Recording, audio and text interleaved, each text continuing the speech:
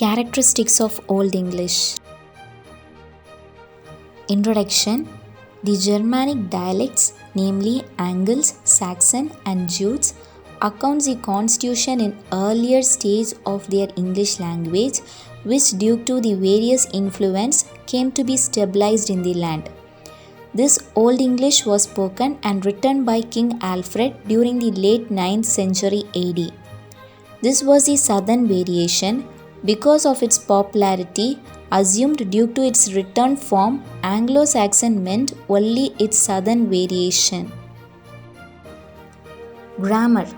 The gender system was irrational in Anglo-Saxon. Example: foot, masculine; hand, feminine; maiden, neuter, etc. The reasonableness is what is usually indicated by gender classification, but the example shows that arbitrariness is largely prevailed. Let's see the meaning of the words. Nominative means the subject of a verb. Accusative, which expresses the object of an action. Dative, indicating an indirect object. Genitive or possessive, it means indicating possession or close association. Nouns. The nouns were declined variously depending on their number. So the word horse in modern English, so in singular we will say it as horse and in plural we will say it as horses. So there is no change in nominative, accusative and dative. Only in genitive we can see a slight change. So in nouns there is only a change in genitive. In the modern English, the declension is noticeable only in possessive case. In Old English, this declension was bit more seen. In Old English, the strong declension of noun was characterized by vowel ending and the weak declension by consonantal ending. In Old English, the word stan means stone. So for singular and plural, in nominative and accusative it remains same. Stan, stanus.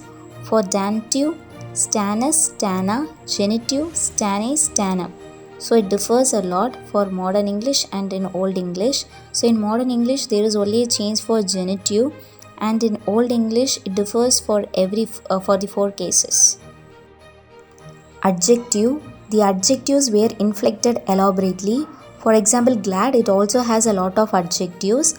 These forms were used in accordance with numbers, case and gender, both in strong and weak position. The adjectival ending with IRA, RA characterized the comparative form. The IST, OST, EST ending marked the superlative forms. Article. The definite article the remains unchanged in the modern English. In Old English, it was also inflected. Depending upon the gender with which it was used, it underwent the process of inflection. The Anglo-Saxon alphabet has two additional letters representing the and the sounds. Personal pronouns. The personal pronouns was inflected variously, much to the confusion of the speaker themselves. The only answer to this confusion is that Anglo-Saxon grammar was arbitrary. So in this tabular column, for singular, the first person, second person, third person masculine, third person feminine, third person neutral. In the four cases it changes, that is given in the tabular column. For nominative, first person I, second person you, third person masculine he, third person feminine she, third person neutral it. Accusative, me, you, he, she, it. Dative, me, you, him, her, it. Genitive, mine, thine, his, hers and it.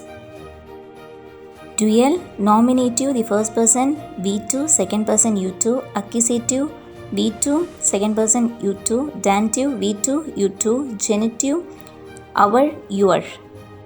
For plural, nominative, first person we, second person you, third person they. Accusative, us, you, they. Dative, us, you, them. Genitive, our, your, their. Verbs. In Anglo-Saxon, there was the two distinguishment. One was the verb present and the verb past. So there were two kinds of verbs, strong and weak. Strong verb was characterized by the root vowel system and the weak verb was by the dental or the additional syllabi. Example: strong verb drive, drove, driven. Weak verb live, lived, lived. In Anglo-Saxon, weak verb were very numerous and the strong verbs were comparatively lesser in number. The strong verbs were original English and the weak verbs are foreign borrowings. Anglo-Saxon was that it had the four forms: singular, the first and the third person, the plural form and the past participle. The weak verbs were formed in the past tense by the additional of ede, ode or de endings and the past participle by the addition of ed, d endings. Example: love, loved, loved, perform, performed, performed. Thank you.